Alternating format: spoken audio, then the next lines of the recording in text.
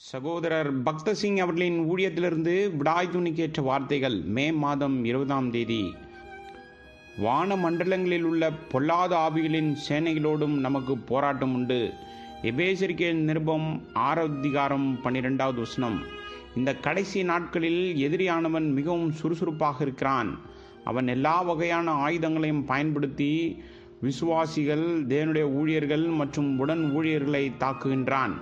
நம்முடைய விசுவாசத்தை பலவீனப்படுத்தவும், நமக்குள் சண்டையை உண்டாக்கவும், ஆவிக்குரிய காரியங்களில் நம்மை அலட்சியப்படுத்தவும், மனசோர்வினால் நம் இருதயங்களை நிரப்பவும், நம்முடைய குழப்பத்தை ஏற்படுத்தவும் அவன் பல நுட்பமான உபாய தந்திரங்களை பயன்படுத்துகின்றான்.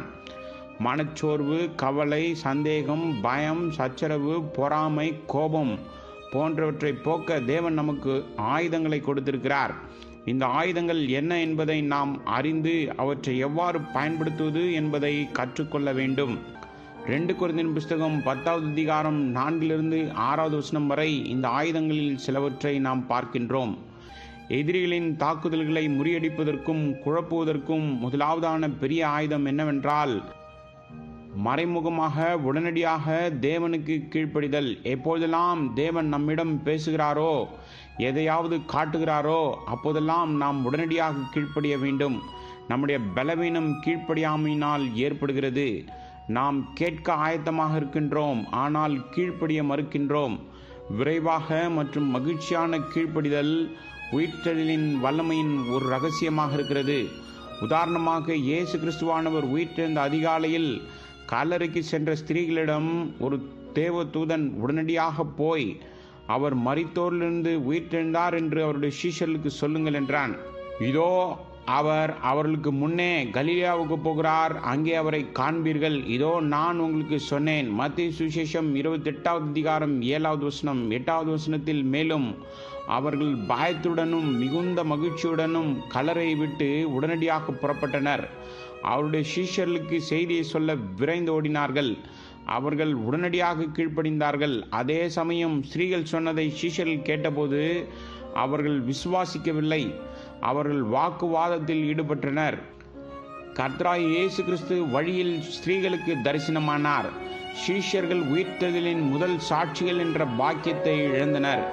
எனவே உடனடியாக மற்றும் மகிழ்ச்சியான கீழ்ப்படிதல் நமக்கு வெற்றியை தருகின்றது.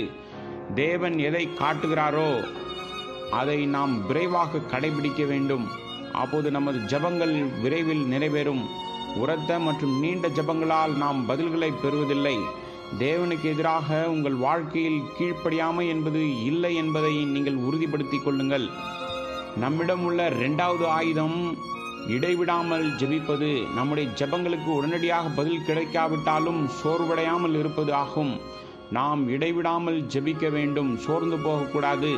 லூக்கா சுவிசேஷம் 18வது அதிகாரம் 1வது வசனம்.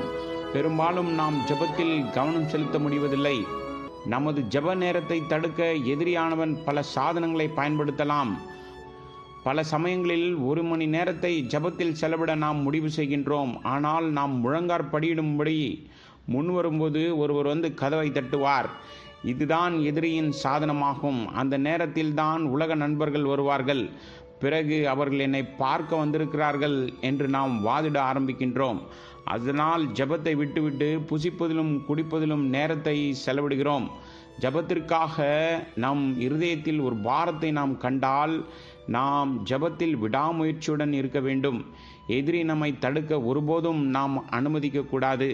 எந்த ஒரு சந்தர்ப்பத்திலும் நாம் தேவனுடைய மகிமை எடுத்துக்கொள்வதையோ அல்லது அந்த மகிமையை மற்ற மனிதர்களுக்கு கொடுப்பதையோ செய்யாமல் இருக்க உறுதி செய்ய வேண்டும். சிலர் ஒருவேளை அறியாமல் தேவனை விட மனிதர்களுக்கு அதிக மரியாதையும் கனத்தையும் கொடுக்கிறார்கள். நாம் ஜெபத்தில் தேவனை சார்ந்து நமது தேவைகள் அனைத்தையும் அவரிடம் கொண்டு வர வேண்டும். கர்த்தருடைய ஊழியத்தில் நாம் உலக முறைகளை பயன்படுத்தக்கூடாது. நமது வழி ஜெபமாகும்.